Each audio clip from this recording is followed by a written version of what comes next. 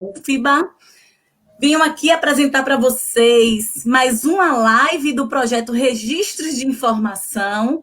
Hoje vamos ter uma palestrante querida, né, nossa querida Bruna, com nossa bibliotecária do sistema, Patrícia, e queremos que vocês tenham uma boa live, que seja uma excelente explanação, Bruna. Desejo tudo de maravilhoso e que seja mais um sucesso. A primeira foi um sucesso e a segunda eu tenho certeza que será um sucesso. Vou apresentar para vocês o currículo da nossa palestrante, Bruna Lessa, doutora e mestre em Ciência da Informação pelo Programa de Pós-Graduação em Ciência da Informação da UFBA, com especialização em andamento em Educação à Distância, na Faculdade Visconde de Cairu, possui graduação em Biblioteconomia e Documentação pela UFBA, é professora no Instituto de Ciência da Informação da UFBA, pesquisadora nos grupos de pesquisa difusão do conhecimento e apropriação de saberes, acesso e uso da informação na sociedade, pela UFBA, informação em ciência, tecnologia e inovação em saúde, IBUX Rio de Janeiro, e modelagem conceitual para a organização e representação da informação hipertextual, na UFMG.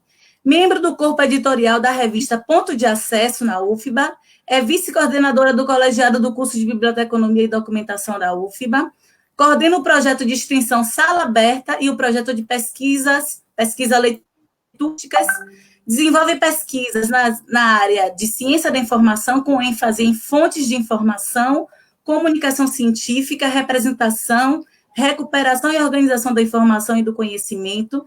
Também possui estudos nos seguintes temas: biblioteca pública, formação de leitores e mediadores de leitura, uso de recursos educacionais de acesso aberto para incentivo à leitura, objetos digitais para mediação da informação, análise de redes sociais e métricas alternativas de impacto científico.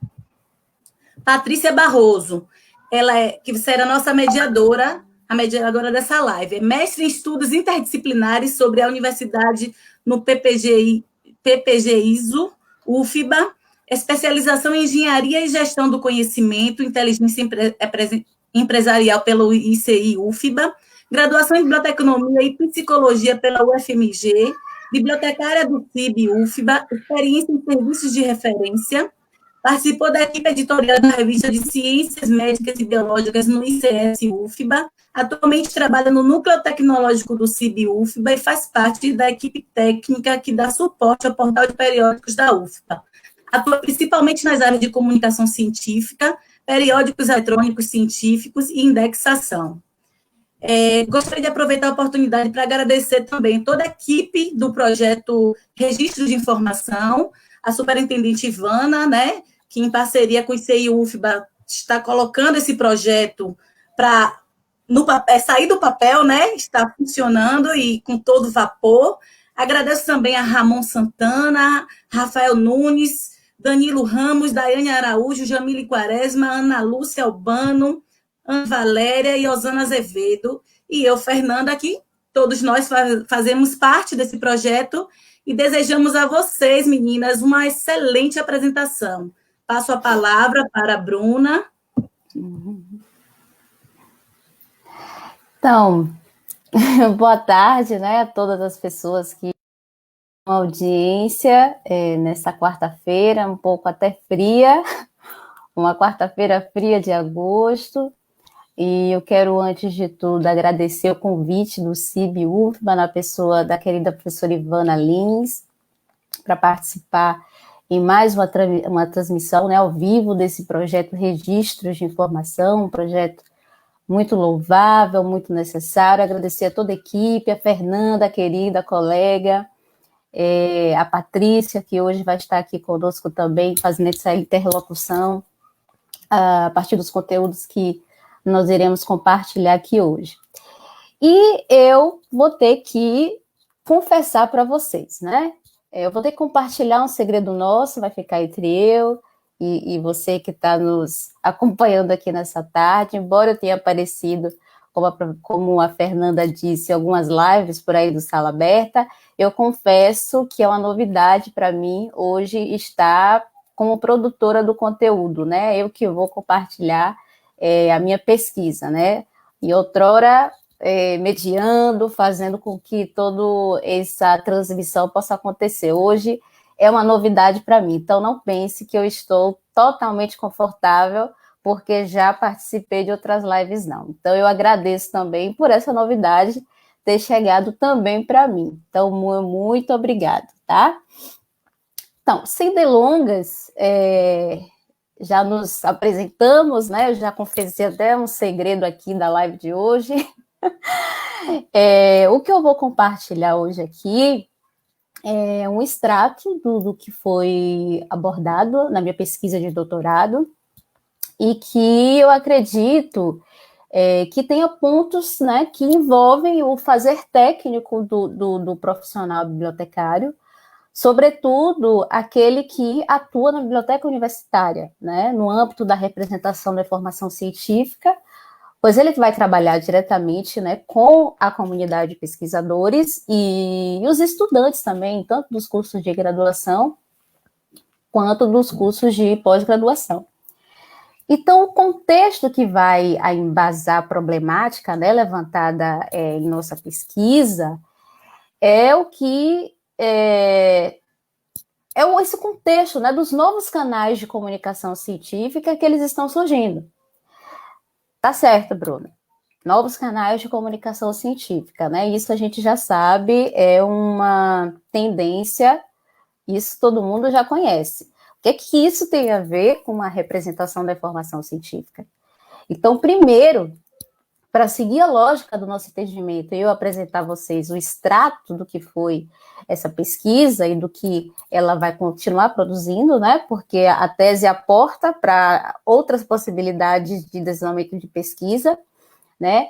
É importante a gente considerar aqui, nessa introdução do que eu vou compartilhar com vocês, alguns termos. Então, campo científico, a produção científica, a divulgação científica e a comunicação científica. Que isso tem a ver hoje com a representação da informação científica em sites e redes sociais, que é o tema do conteúdo de hoje aqui do projeto. Então, o campo científico é muito discutido, por exemplo, por Pierre Bourdieu, em seu livro Para uma Sociologia da Ciência, representa esse lugar onde acontece todo o processo dialógico. Então, quando eu estou falando do processo dialógico, eu estou me referindo também a esses conflitos, a essas negociações, a essa luta por espaço, né, por um certo poder nesse campo científico, né?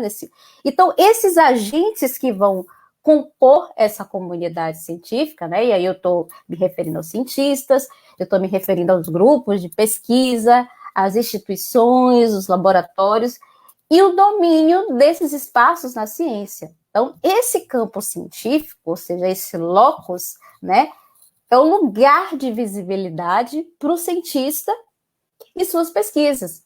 Então, é nesse lugar que a comunicação científica ela começa a ganhar forma, né, através desse processo dialógico, dessas negociações, dessas lutas, desses conflitos, mas para que essa comunicação científica, né, ela vai ganhando forma lá no campo científico, para que ela venha realmente se tornar completa, são necessários outros elementos. Que elementos são esses? Por exemplo, o vínculo com instituições de pesquisa, né? Não só isso, mas o apoio também para a manutenção dos grupos de pesquisa, os próprios meios de transmissão para a disseminação da produção científica.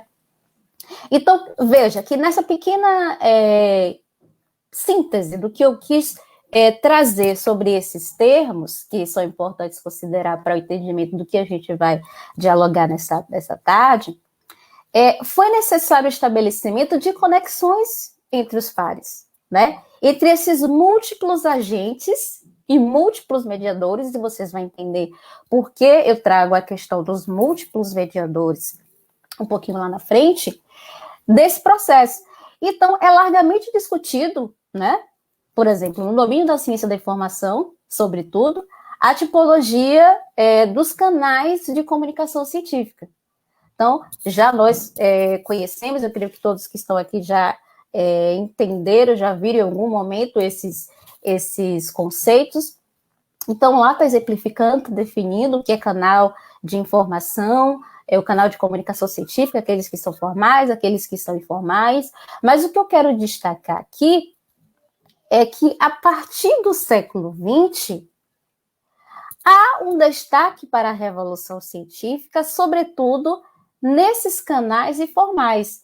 Então, quando eu estou me referindo aos meios de comunicação e ao público-alvo, a gente tem um destaque, a partir do século XX, da inclusão de mídias sociais, né? E mais precisamente, eu creio que no século XXI, sobretudo, as redes sociais acadêmicas online, que vão possibilitar, né, a difusão e disseminação da informação científica de uma forma aberta e coletiva, e quando eu estou me referindo ao coletivo, sim, é a questão que define, sobretudo, o ambiente das redes sociais online, que é a possibilidade de colaboração, de compartilhamento, dessa troca, né, que é muito visível das informações, do saber, e não apenas, o destaque está aí, não apenas da comunidade científica, mas para a sociedade como um todo. Então, observe que eu não estou aqui, nesse momento, falando dessa revolução científica que aconteceu nos canais formais nesse momento, né? Mas eu estou me referindo, sobretudo, aos canais informais, esses que vêm ganhando espaços de autenticidade mesmo perante a comunidade científica. E eu posso dar um exemplo para vocês aqui. Quem tem trabalhado muito no campo da pesquisa, por exemplo, já percebeu que alguns periódicos científicos, por exemplo, eles já estão pedindo para que o autor, né, ao submeter o seu artigo, né, após a publicação desse artigo nessa revista, ele associe esse artigo, né, e logicamente o periódico que ele submeteu, em seu perfil lá em uma rede social acadêmica que ele venha a fazer parte. É comum também perceber, por exemplo, né, de alguns pesquisadores, por exemplo, hoje a produção me pediu um mini currículo. Não, Bruna, mande um mini currículo para a gente. Então, é muito comum que, além desse mini currículo, que antes, né, em um outro momento, era o link do Lattes, por exemplo, do currículo Lattes, hoje, os pesquisadores, além de citarem o Lattes, eles também citam, né, as suas redes online, as suas redes, o perfil que eles possuem, alguns desses sites de redes sociais acadêmicas. Então, de certa forma, essas ações, essas novas formas de caracterização, tanto do pesquisador quanto de suas pesquisas, elas vêm adotando e dando autenticidade a esses novos canais informais de comunicação científica. Então, essa revolução, né, que ela aproxima, de certa forma, de uma forma até mais leve, os pesquisadores de todo canto, né, do mundo e a sociedade geral. Inclusive, eu não me canso de dizer que toda pesquisa científica, é bom que a gente sempre mencione isso, toda pesquisa científica, ela é para a sociedade. Tá? Então, em algum momento, ela tem que atender alguma demanda social, né? E isso se configura como um fenômeno. É um fenômeno social das relações humanas do século XXI, essa comunicação que ela é mediada pelo computador. Né? Então, por exemplo, né, nós estamos aqui agora, o computador, a internet, ela está possibilitando esse aplicativo que a gente está utilizando aqui, né? Ele está mediando, fazendo esse papel de mediação aqui, para que a minha voz possa... Oi? Vocês estão me ouvindo? Estão me ouvindo, gente? Oi, oi, oi. Digam o ok para mim, para saber. Estão me ouvindo?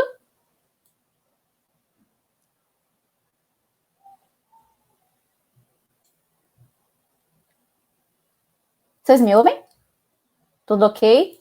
É porque alguém disse aqui que saiu do ar. Tá ok. Então vamos lá pro meu raciocínio. Então, nessa configuração aqui de agente humano e não humano, Teve a Fernanda que mediou, né, esse agente humano, para que eu e a Patrícia pudéssemos adentrar nesse diálogo. Tem o meu computador, que está mediando essa conexão nesse momento, e talvez um slide ou outro material que eu vir apresentar para vocês.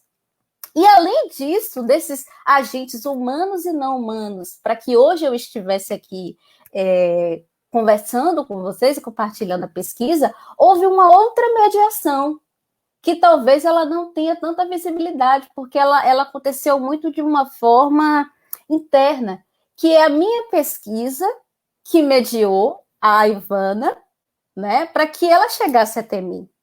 Então, veja que nós temos aí várias mediações, vários agentes nesse processo da mediação da comunicação científica. A minha pesquisa mediou essa conexão entre a Ivana, né, para que ela chegasse até mim, e hoje, né, tanto o suporte tecnológico, como a própria presença das mediadoras aqui, né, da Fernanda, da Patrícia, para que isso acontecesse. Então, o que eu estou querendo dizer é que há um novo espaço desse territorializado, né? Hoje eu estou aqui conversando com vocês estão daqui a pouco colocando seus comentários, talvez perguntas. Então, cada um na sua casa, no mesmo espaço, só que cada um no seu lugar. Então, isso é um fenômeno que vem acontecendo, e esse fenômeno, esse novo espaço de circulação, permite a criação dessas redes. Né? Hoje aqui a gente tem uma rede, né? Já tem várias pessoas aqui, então hoje cada um vai estar criando essa rede, dialogando sobre esse assunto. E isso vai ampliando a capacidade, né, de interação, de mediação, de transmissão, de conexão entre os textos, entre os autores, os produtores de conteúdo, entre os leitores e tudo mais. Então, isso também redesenha, esse fenômeno, redesenha um novo regime de informação para a rede de informação e comunicação, que ela agora é totalmente digital. Então, nela, a ciência, ela começa a ser percebida como mobilizadora do mundo. Então, por meio dos seus produtos, por meio da produção científica. Então, as ações de informação, elas não são geradas por um único produtor. Não é por um indivíduo isolado, não é por um pesquisador, um grupo de pesquisa, e somente ele chega com o seu produto numa conexão que ela é totalmente unilateral. Não. Ele está apoiado no partilhamento da memória, né? Da percepção, da imaginação. Eu estou falando tudo isso, para mim eu tenho uma representação na minha cabeça. Você que está escutando tem uma outra representação na sua cabeça. Então, essas interações e essa aprendizagem coletiva, essa troca de conhecimento, que vai articulando essas ações de informação na rede, que acontece entre o eu e o mundo. Então, essa concepção também de ciência, ela não é nova, tá? Ela é bastante discutida no livro Ciência e Ação, tem até ele aqui, deixa eu pegar. Ciência e Ação, aqui. Como seguir cientistas e engenheiros de sociedade afora, do Bruno Latour. Então, nesse livro, ele traz, por exemplo, a figura, né? A figura do laboratório, como espaço de tradução, né? Intermediação ou mediação, como eu falei, dos humanos, né? E dos não humanos. Então, esses humanos, esses pesquisadores, esses colaboradores, esses aprendizes, esses técnicos, essas bibliotecas, esses sistemas de bibliotecas, todos esses humanos, e entre os não humanos, que são os computadores, são os instrumentos, esses dispositivos de comunicação, as tecnologias, né? Enfim, para analisar esse conjunto de práticas e métodos usados para produzir informação e conhecimento nesse contexto que é cada vez mais multicultural, nessa dinâmica de redes sociais que vão dar hoje a sustentabilidade da produção científica. Então, diante dessa introdução aqui, que eu trouxe esse contexto, essa revolução científica, essas novas instâncias de comunicação científica, que está muito voltada para a inserção, né, das mídias e a participação da sociedade em geral. Aí vocês me perguntam, tá, Bruna, e onde é que está a organização e a representação em tudo que você já disse até agora? Tá bom, então vamos lá. Esse novo regime que eu estava falando para vocês, né, esse novo regime de informação, as relações entre todos esses agentes, né, no processo de comunicação, vai promover esse fluxo e esse movimento dessas pesquisas e seus objetos. Então, nessa circulação, observe, todos são produtores. E, ao mesmo tempo, são usuários interagindo nesses espaços de socialização, de disseminação da comunicação científica, e que nós já chamamos aqui de novas instâncias, né, de comunicação, e que estão associadas, né, às possibilidades das tecnologias de informação. Então, como todo fenômeno surge novos problemas, né, todo fenômeno vai demandar novas práticas, inovações, a compreensão de que que o novo modus operandi da ciência está cada vez mais colaborativa envolve também repensar sobre a transição dos modos e dos instrumentos para a organização e representação da informação. Então, a gente começa a perceber a necessidade da informação nesses espaços sociais semânticos, né? A exemplo dos sites de redes sociais. Então, diante disso, o que acontece, né? Foi um mote da minha pesquisa, diante de todo esse contexto. Como é que, diante desse lugar, que todo mundo troca informação, compartilha, colabora, escreve, é produtor, é usuário, como é que nós iríamos identificar, portanto, um novo conceito dentro de um domínio do conhecimento? Né? Ultimamente, por exemplo, com a questão da pandemia, a todo momento se colocou publicações e se continua colocando, inclusive, publicações e inovações dentro da área da saúde para que os avanços, para que nós cheguemos a uma vacina, a analisar como o vírus ele é compartilhado entre as pessoas. Então, olha só, a cada hora aparece um termo novo. Uma doença relacionada à doença da Covid, enfim. Todo esse processo é muito rápido por conta das tecnologias de informação. Então, conceitos vão surgindo, conceitos são readaptados, e isso é importante principalmente para quem trabalha com a informação dentro de unidades de informação, quem dissemina esses conteúdos.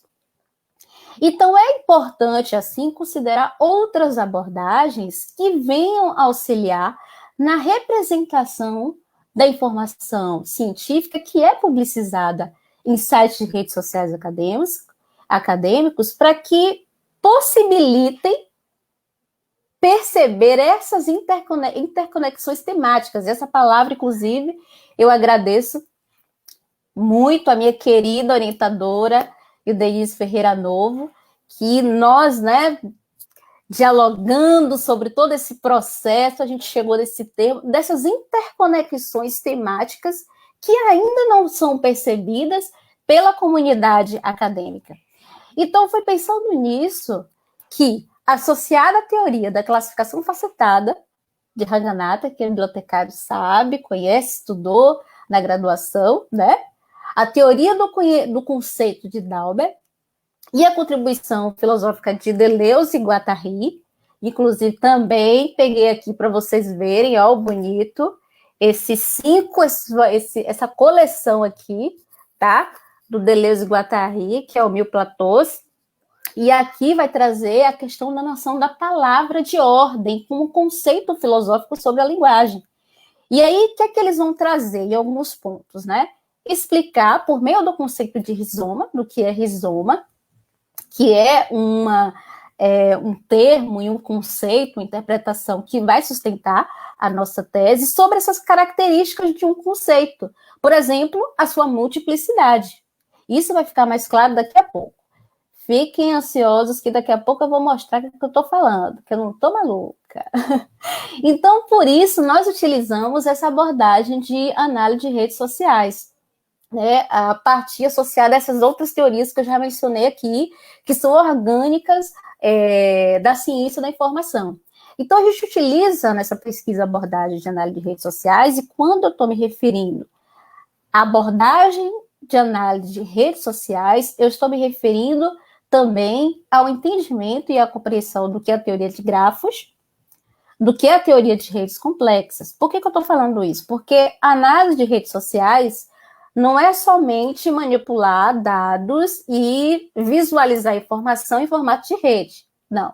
Existe também essa possibilidade, você pode parar aí, e existe a possibilidade de você entender as propriedades daquela rede para que isso venha contribuir na sua interpretação da rede.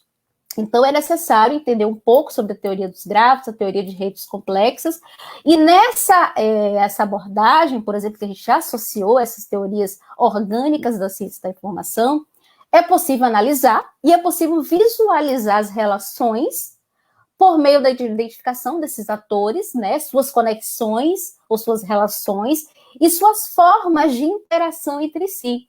Então, em nossa pesquisa, por exemplo, na rede, nós consideramos os nós dessa rede como os conceitos extraídos desses textos científicos. E as arestas, né, as ligações, seriam essas relações que vão ocorrer entre esses conceitos.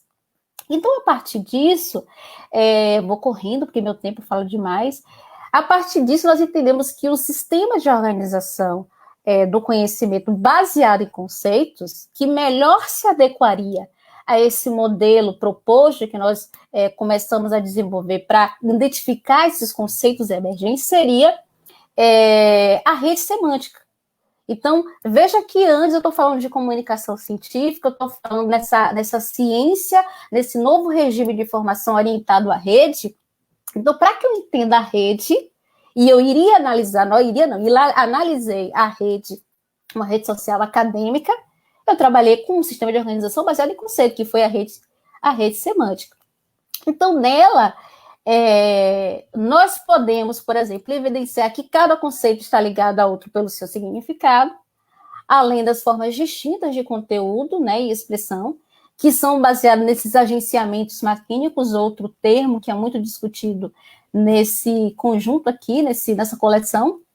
Então, mostrei para vocês do Deleuze e Guattari, que nada mais, nada menos são do que esses contextos, né? Esse discurso do próprio pesquisador, enquanto pesquisador da sua área, enquanto conhecedor da sua pesquisa. E que vão, de fato, regular essas ligações, né? Criando uma rede de relacionamentos de conteúdos, portanto, uma rede semântica. Então, além disso, esse modelo que nós construímos para representar a informação científica de um domínio específico, nós acreditamos que pode contribuir, por exemplo, na atualização da informação científica, né, de um dado domínio do conhecimento, por meio da própria visualização dessas interconexões, né, entre esses conceitos e o seu comportamento semântico. Então, essas novas configurações para a comunicação científica, ela vem exigindo novas abordagens, né, interdisciplinares, para que pudéssemos organizar e representar a informação. Então, é importante considerar o fenômeno na hora de compreender do que se trata um determinado conteúdo de um determinado domínio do conhecimento. Então, vamos lá, né? Sem mais delongas, acho que eu já expliquei mais ou menos aqui de uma forma simples, né? Mais rápida, para a gente chegar aqui no extrato de alguns resultados que nós obtivemos. Tá, por que a gente escolheu o domínio da ciência da informação? Bom, para a primeira aplicação desse modelo, a gente fez essa escolha, lógico, por uma questão de curiosidade. Eu, enquanto pesquisadora do domínio da ciência da informação, por conhecer, né, a sociedade, conhecer quais seriam esses novos conceitos, como se daria essas interconexões, né? Um caso aqui, uma experiência, por exemplo, quando eu, ou você também, né, nós que participamos dos eventos científicos. Eu acredito que ninguém consegue ir em todos os GTs. Geralmente você vai no GT que você tem a sua linha de pesquisa, se você for em um outro GT, você vai naquele do seu amigo, do seu colega, prestigiar, mas você não consegue ir em todos. Então, você não tem uma noção geral daquilo que está sendo criado e inovado dentro da área que você estuda. Isso é normal, né?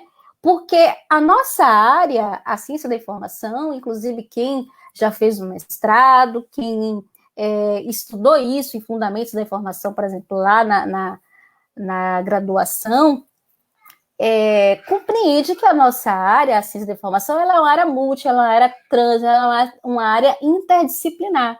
Então, perpassa pela ciência da informação conceitos oriundos de outros domínios do conhecimento que vão, de fato, sustentar uma prática, né, uma pesquisa, algo que envolva, de fato, o objeto da ciência da informação, que é a informação. Esse foi o primeiro critério, né, para a gente ter escolhido a ciência da informação para aplicar esse modelo.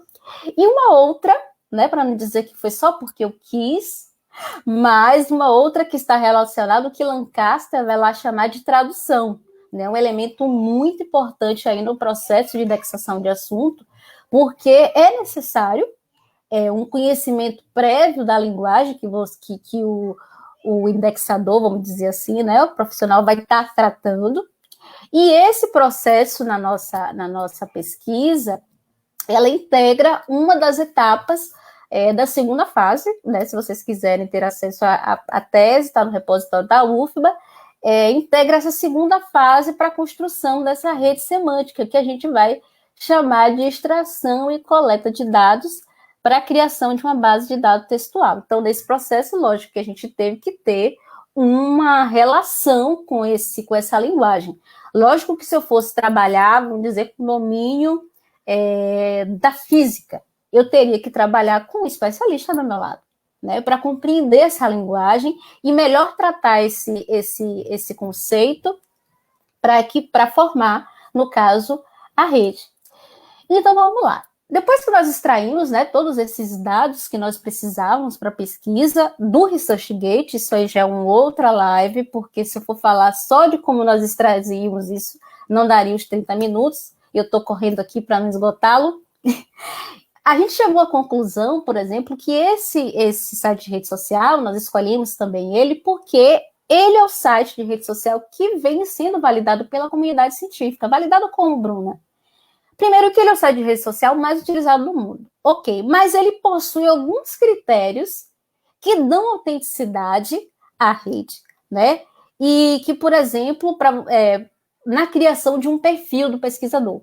Então, se eu tenho um perfil, para eu ter um perfil no ResearchGate, eu tenho que estar vinculado, por exemplo, à instituição de pesquisa. No caso é a UFBA, são dados que ele pede e que isso de forma vai validando, vai dando credibilidade, né, ao ResearchGate enquanto site de rede social acadêmica e também uma nova instância de comunicação científica que é validada pela comunidade científica, porque existem outras, mas a comunidade científica tem dado muita credibilidade ao ResearchGate. Então, vamos lá, a gente fez um recorte, né, temporal de 2013 a 2019 dessa rede. Eu vou colocar aqui agora para vocês esse videozinho que eu fiz da rede, deixa eu achar. Então, vamos lá. Botei? Pode colocar aí, meu querido, a produção. É eu que coloco? Pronto. Então, vamos lá aqui, ó. Não sei se vocês estão conseguindo ver, né? Aí, nesse vídeo, inclusive, a gente fez um recorte, né, do componente gigante dessa rede. A gente aplicou um algoritmo aí do software que a gente utilizou, o GEF, o algoritmo de Force Atlas, que é um algoritmo que usa a força das relações, né, da rede com base para aproximar ou afastar os nós, por exemplo. E essa força, ela pode ser a quantidade, né, desses vínculos que os nós possuem, ou um valor de atributo qualquer, né, que define o peso dessa relação.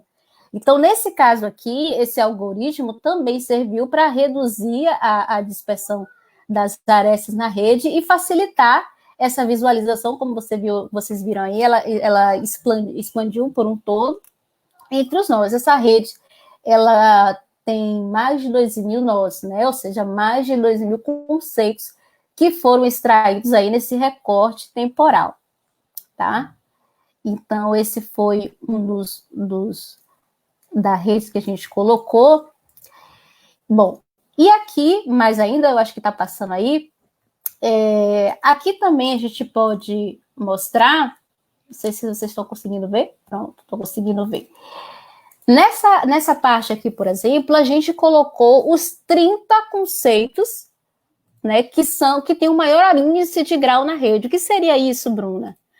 O maior índice de grau significa uma média, ou seja, o número de conexões que cada conceito se conecta a outro. Então, a gente retirou aqui os 30 mais, né, os top 30, vamos dizer assim, e vocês podem visualizar que, por exemplo, ciência da informação, ela possui aí mais de 160 nós conectados, ou seja, mais de 160 conceitos vinculados a esse conceito de ciência da informação. O que isso quer dizer, Bruna? Quer dizer que nos títulos dos trabalhos acadêmicos que nós analisamos, a maioria deles tem o nome ciência da informação, estão vinculados. E aí eu até deixo uma dica para você que é pesquisador, que está desenvolvendo o seu trabalho, até de graduação, enfim, mestrado, enfim, qualquer trabalho acadêmico que você tenha desenvolvido, de que no título é importante a gente colocar as informações que venham, de certa forma, traduzir aquilo que você quer apresentar no seu trabalho. Então, é importante colocar o método que você utilizou para a gente ver aqui, ó, que o país Brasil, né, a gente coloca país Brasil para caracterizar que realmente é um país. Em todos os países nós colocamos o país na frente. Então, o país Brasil, ele vem em segundo lugar, vamos dizer assim, nesses top 30 desses conceitos, né, extraídos desses títulos. O que significa isso? Tem duas possibilidades. Ou as nossas pesquisas de ciência da informação, que estão lá no ResearchGate, desse período que foi analisado, elas são realizadas apenas no Brasil, ou por algum equívoco, né? Você que fez um trabalho, que fez um sanduíche, que fez um trabalho em outro país, você não colocou isso no seu título. Isso é muito importante, porque, de certa forma, a gente fez até um trabalho já sobre isso. Isso vai caracterizar quando formos fazer um outro tipo de análise, por exemplo, as questões de internacionalização dentro de uma área de pesquisa. Então, o país Brasil aí ficou entre esses top, né, todos. Mas vamos lá para chegar no assunto que mais importa aqui, nesse momento. Vocês estão vendo aqui, pronto. Que é essas interconexões temáticas, que é o foco da nossa apresentação aqui hoje, desse compartilhamento que eu estou falando aqui com vocês. Então, por exemplo, aqui a gente tem um extrato, né, uma sub-rede do conceito educação, um conceito que está relacionado na rede com todos esses nós, todos esses conceitos aí, lembrando que ele está conectado à ciência da informação, como eu disse, ciência da informação foi o nó com o maior número de conexões nessa rede. Então, esse conceito, né, educação, ele possui 12 títulos, está presente nos 12 dos títulos que foram analisados. Bom, Bruna, educação, todo mundo sabe que não é um conceito que é oriundo da ciência da informação. Ele perpassa por lá. Mas vamos analisar isso melhor. Olha só, quando a gente faz uma rede de clique somente desse conceito de educação, né, eu quero salientar aqui o que é rede de clique. O que é rede de clique, Bruna? O rede de clique vai ser o conjunto dessas relações, né, entre esses conceitos de uma mesma sentença. Então, veja aqui que eu tenho 3 sentenças aqui, ou seja, 3 títulos, né, 3 frases, que estão relacionadas entre si pelos seus conceitos, né, que se coadunaram, né, para que a gente pudesse extrair aqui essa rede. Então, por exemplo, competência e formação, isso aqui são títulos de trabalhos, tá, gente? Não foi eu que inventei, são títulos de trabalhos que a gente extraiu. Então, competência em formação e educação, um aspecto fundamental para os direitos humanos. Olha só como isso é apresentado na rede, essa rede de clique, a partir dessas três sentenças, por exemplo. Quando a gente vai analisar isso de uma forma trabalhando a partir da conceituação da teoria da classificação facetada, a partir da teoria do conceito, né, e das outras teorias e abordagens que nós citamos aqui, a gente vai observar esses conceitos que estão... Tudo tem a ver, Bruna, vamos lá. Quando a gente vai, né, no Tesouro Brasileiro de Ciência da Informação, e tentando fazer aqui uma assimilação, né, do que a gente tem como conceito relacionado dessa rede, essa rede que não foi eu que criei essas palavras, só ratificando, né, mais uma vez, essa rede é a representação do discurso que está sendo proferido pelos pesquisadores na área da ciência da informação. Então, vamos lá. Quando a gente vai procurar no Tesouro Brasileiro de Ciência da Informação a palavra, o termo, né, educação, a gente tem aqui esses termos relacionados, esses termos específicos, né? A gente tem um termo específico aqui, né, chamado educação continuada. A gente procurou isso na nossa rede para saber se isso também, esse termo também é fruto, né? Ele aparece nas discussões das pesquisas científicas, a gente encontrou. Educação continuada na rede que foi gerada, essa rede semântica, ela está relacionada a quê? Está relacionada a bibliotecária, professor, educação à distância, catalogação descritiva, alfabetização informacional. Vamos dar um pulo de novo lá no Tesouro, né, Brasileiro em Ciência da Informação. Vamos pegar essa educação continuada. Como é que está essa relação lá? O termo geral a gente já viu que foi educação, né? Mas o termo relacionado, qual é? Formação profissional. Isso, de certa forma, até tem a ver com esses termos aqui que surgiram da rede, né, da produção desses pesquisadores, bibliotecário e professor. Mas o que a gente pode tirar agora, querido? Que eu vou voltar, produção aí, que eu vou voltar agora, tentando explicar. O que a gente vê com todos esses extratos, com essas sub-redes que nós apresentamos? Um contínuo, né? Um contínuo na relação entre esses conceitos da CI e essa multiplicidade desses conceitos, né? Quando a interdisciplinaridade e a evolução das pesquisas científicas no âmbito da ciência da informação tem se encarregado mesmo de assegurar esses conceitos, a expansão, a inclusão de outras características, criação de novas formas verbais, onde esses conteúdos, eles vão se dissolvendo, né, em si mesmos, suas características próprias, e aí tendo essa relação funcional entre os conceitos, que depende muito do contexto do pesquisador. Então, eu vou finalizando, porque eu já acredito que eu já até extrapolei um pouco o tempo, finalizando esses exemplos que eu trouxe aqui, esses recortes, acentuando que essa multireferencialidade, né, percebida nos conceitos, né, que a gente apresentou aqui dessa rede semântica criada, possibilitou ainda a comparação desses termos, né, específicos, esses termos associados no Tesouro Brasileiro de Ciência da Informação com um mesmo conceito verificado na rede, né? Então a gente identifica em alguns momentos a ausência desses conceitos no Tesouro, e isso vai confirmando, assim, uma das enunciações que são discutidas em nossa tese, que é a evolução desses conceitos com o movimento rizomático, em que essas relações, né, entre esses conceitos vão se dando a partir de outras questões complementares, como eu disse aqui, né, o contexto, a propriedade, né, a forma, evidenciando, sobretudo, a importância de se considerar enquanto tratamento da informação científica, outras abordagens que venham facilitar o trabalho do profissional bibliotecário, né? Por exemplo, na indexação de assuntos, né? Na própria descrição dos textos científicos, para uma boa recuperação da informação pelos usuários de unidade da informação, né? Então, vamos lá, um texto que vai falar sobre a educação continuada do profissional bibliotecário, no âmbito da educação. Talvez, se você fosse procurar isso no vocabulário controlado, desses que nós temos, como apresentei aqui o Tesouro Brasileiro, talvez outras formas de busca seriam necessárias para esse usuário. Então, a identificação desses conceitos que estão emergentes, né, em um domínio do conhecimento, ele é de suma importância, principalmente dentro de instituição de pesquisa, sobretudo a universidade, e no caso da biblioteca universitária, sobretudo, né, torna-se uma das contribuições, né, dessa biblioteca, da biblioteca universitária, para as práticas de pesquisa. E eu estou me referindo, inclusive, à biblioteca universitária, por seu espaço, né, onde agora eu estou compartilhando esse conteúdo.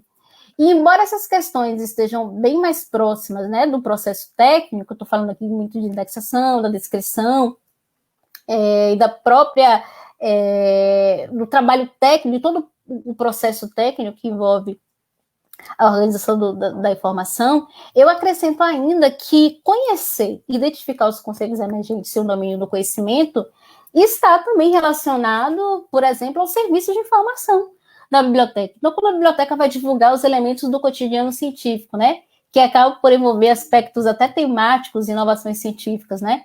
No âmbito gerencial, por exemplo, eu acredito que o uso de novos instrumentos para a representação da informação contribui para o fortalecimento, né, continuado dessas políticas de organização, de representação da informação dentro dessas unidades.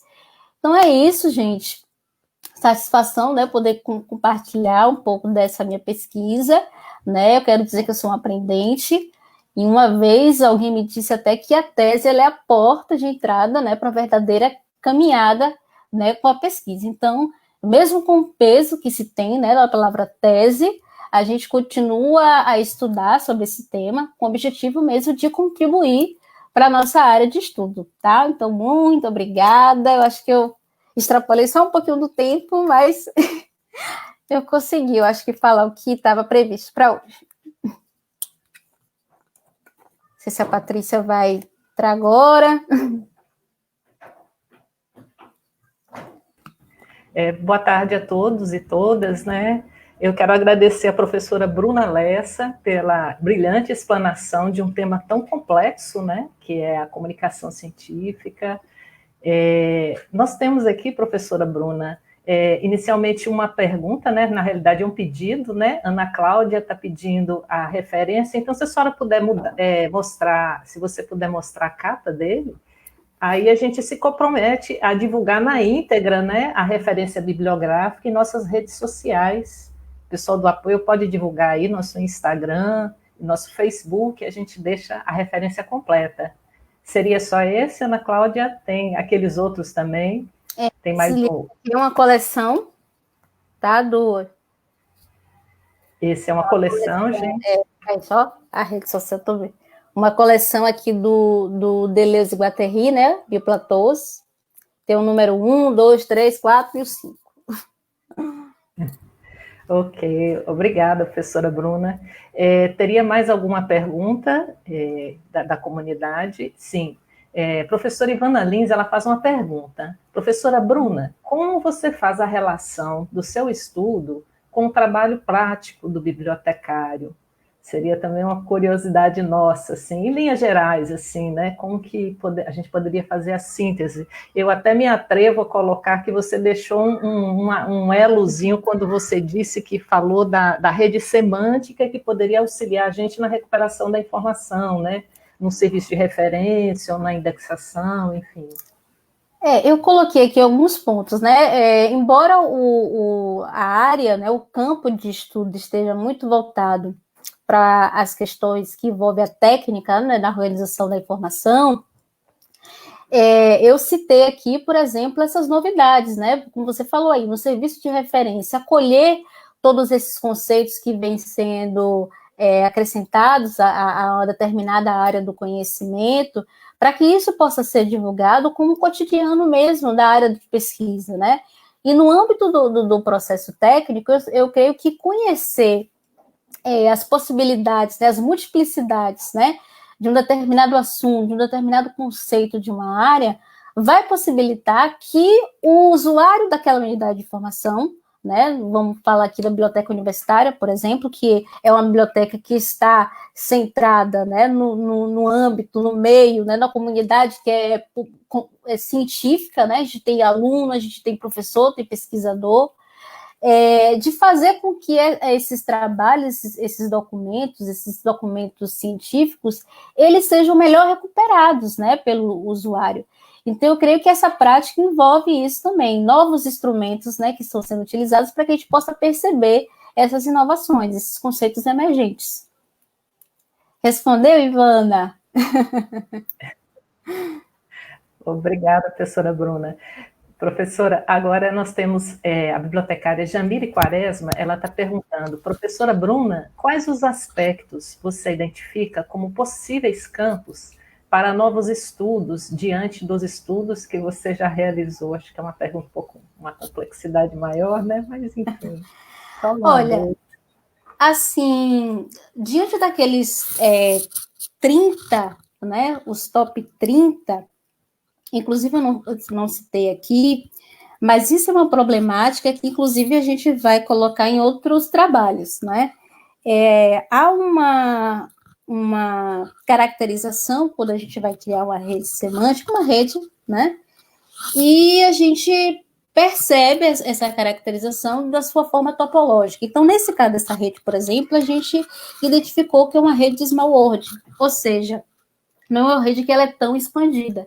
E o que significa isso? Que as pesquisas em ciência da informação, elas concentram-se muito ainda em alguns temas, né? Eu posso até exemplificar aqui, se a gente fosse colocar sobre categorias, naquelas categorias, por exemplo, dos GTs que a gente conhece da NANCIB, né? Então, se há um ou outro termo inovador, esse termo inovador, ele é interdisciplinar, ele não é oriundo da área da ciência da informação. É um termo que foi adequado, que foi remodelado de uma outra área do conhecimento, e ele está sendo adaptado para a ciência da informação. Então, os novos campos, né, que eu acredito para estudo, diante dessas pesquisas que a gente conseguiu visualizar aqui, estão muito voltados mesmo sobre as práticas, né? As práticas que envolvem a mediação da informação. Porque quando eu tenho um conceito, por exemplo, o conceito que eu apresentei ali, a mediação da informação, ela estava em um desses conceitos. Mas qual é as relações desse conceito, desse nó com outros? É isso que vai caracterizar esses novos estudos. Então, por exemplo, a gente vê mediação da informação em uma comunidade quilombola. A gente vê também, por exemplo, a relação desse termo, mediação da informação, com uma comunidade escolar. Como isso é feito, como isso é desenvolvido, são essas relações, essas multiplicidades que vão dar a oportunidade para criar esses novos campos. Então, eu acho que esse que é o potencial que a gente percebe quando a gente consegue visualizar a rede, que é entender onde está a multiplicidade desses conceitos. Porque, por exemplo, eu estudei durante, né, a minha graduação e na minha dissertação bastante, assim, um pouco dos conceitos que vêm sendo colocados sobre a mediação da informação. Mas a gente entende que aquele conceito, ele é uma porta de entrada para que você compreenda as práticas que vêm sendo desenvolvidas nesse conceito. Então, o que é mediação da informação? Uma ação de interferência que pode ser no âmbito virtual, no âmbito presencial, por um profissional da informação. Ok, como é que isso acontece?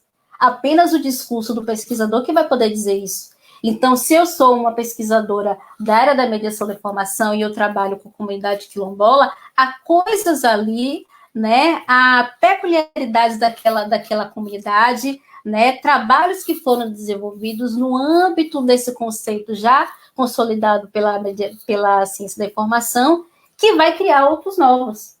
E aí vai envolver, por exemplo, a questão do movimento negro, vai envolver as questões étnico-raciais, todos esses conceitos que vão estar alicerçados e transpassando, vamos dizer assim, né, embutidos no conceito lá, macro, né, no termo geral, vamos dizer assim, da ciência da informação. Eu acho que foi mais ou menos isso. Temos aqui. Agradeço mais uma vez pela explanação, pela resposta. Temos parabéns, assim, tá? Elogios, vários elogios, né, de professores. Agora a bibliotecária Valdineia também está elogiando a palestra. Mais uma vez eu elogio pela complexidade e pela maneira que você explanou, né, essa questão da relação da comunicação científica com a área de representação do conhecimento, a questão da mediação, o esclarecimento também do conceito de campo científico, né, e quais as contribuições dessa complexidade, dessas relações, que maneira isso pode contribuir, né, para nossas praxes enquanto bibliotecárias, né, e principalmente por por nos contextualizar nesse novo modus operandi, né, da comunidade científica. Me parece que tem mais uma pergunta aqui, Regina Pinto. Como você analisa, professora Bruna, o cabeçalho de assunto, termos da BN, né, para representar e determinar o assunto do trabalho científico nas bibliotecas universitárias? Bom, já tem um tempinho, né, que eu trabalho apenas na docência, então, assim, tem as atualizações desses termos da BN, quando eu catalogava isso utilizando o PER, vamos fazer todo esse trabalho que você sabe do processo técnico. Mas, assim, Regina, eu acredito, a gente até falou isso agorinha no final, eu acredito que todo esse processo envolve uma política de organização, né, e representação da informação que é realizada na sua instituição. Então, por exemplo, se a sua instituição desenvolve uma política, né, de organização e de representação da informação que possibilite, que dê flexibilidade, né, a utilizar novos instrumentos, como, por exemplo, esse que eu criei, né, como um exemplo, como o MODAC, né, que é a minha orientadora, por exemplo, a professora Denise Ferreira Novo, criou, possibilite esses outros, né, instrumentos que venham possibilitar visualizar, enxergar esses novos conceitos, é uma coisa. Né? Se a sua instituição ela não abre precedentes, não flexibiliza, né, para que essa política aconteça e aí determinar um assunto para outros trabalhos científicos, aí vai ter que realmente seguir, né, a instituição. Mas tem uma coisa interessante no âmbito agora da classificação, eu até comentei outro dia com alguns colegas, por exemplo, a WebTIRI, né, a classificação, né, decimal de Dewey Online, a instituição que ela está credenciada, os bibliotecários, eles podem sugerir novos vocábulos ali. Então, por exemplo, se a partir de uma análise como essa, vocês identificam, né, utilizando esse modelo, visualizam outros conceitos que são emergentes na área, e chegou um determinado assunto que, dentro daquela classificação que é colocada lá, por exemplo, na CDD, nenhuma delas se identifica com o seu assunto, lá, com o assunto daquele livro, você pode sugerir, né, que seja colocado lá. Então, são essas flexibilizações, por exemplo, tem da WebTIRI e da própria BN, eu não sei, né, tem tempo que eu não estou trabalhando, né, como bibliotecária mesmo, mas eu não sei se eles têm flexibilizado essas sugestões. Então, é uma coisa que você pode até sugerir depois para a própria BN, né, e estar em contato, olha, esses assuntos tiveram algumas atualizações. E, além disso, eu acredito que quando a gente vai fazer a descrição desses documentos, né, por exemplo, no ambiente desses sistemas automatizados, né, para que haja a recuperação da informação pelos usuários, tem em algum momento uma liberdade, né, desse catalogador, desse classificador, né, de colocar em algum momento a CDU, a CDD, né, ela tem essas flexibilizações, a gente sabe disso, quem trabalha com isso, e também tem os campos lá, por exemplo, no MARC, eu já estou entrando em outra série aqui, só para responder a pergunta da Regina, né, que você pode associar esses outros termos, né, e ali não vai ser um assunto que vai estar validado pela BN, mas vai ser um assunto que vai focar no seu usuário. Porque uma coisa que a gente sempre diz, né, na formação dos estudantes, que o objetivo, o foco da biblioteca é o usuário. Então, embora eu coloque lá um termo validado pela BN, um vocabulário controlado, né,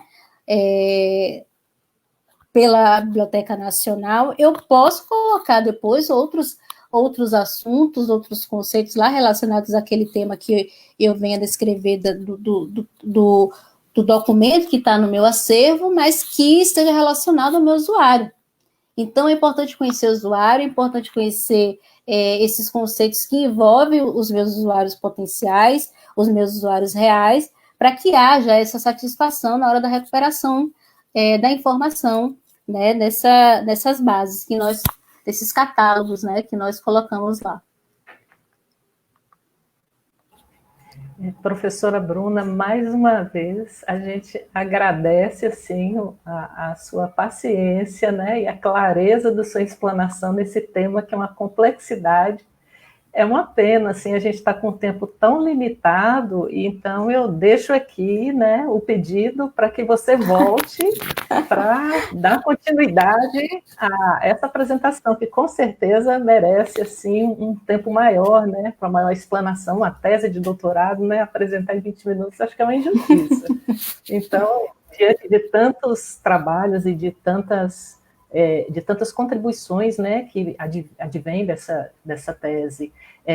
Eu gostaria de agradecer a todos aqui os presentes, né, aqui nos nossos comentários a gente tem vários elogios aqui, Fabiano Cataldo está elogiando, o CIB pela iniciativa, mais uma vez, em nome de toda a equipe do CIB, agradecemos a sua participação, apresentação, e agradeço a todos. Vou chamar a Fernanda agora, que infelizmente, devido ao limite do tempo, né, a gente tem que encerrar. Agradeço.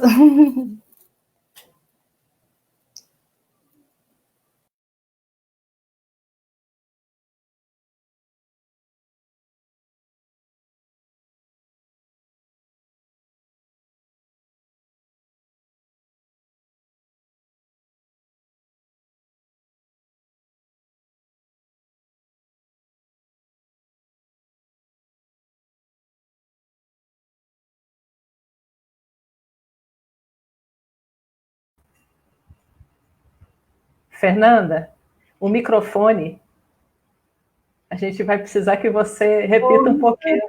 Gente, eu quero agradecer a Bruna pela excelente explanação, a Patrícia pela mediação. Estamos todos felizes por essa apresentação, por essa palestra enriquecedora, por uma tarde prazerosa e proveitosa de grande conhecimento e informação para todos nós, bibliotecários e não bibliotecários. Quero dizer para vocês que na próxima quarta estamos juntos com a próxima live desse projeto belíssimo, Registros de Informação, com o tema de boas práticas de catalogação com nossa querida bibliotecária Jamile Quaresma.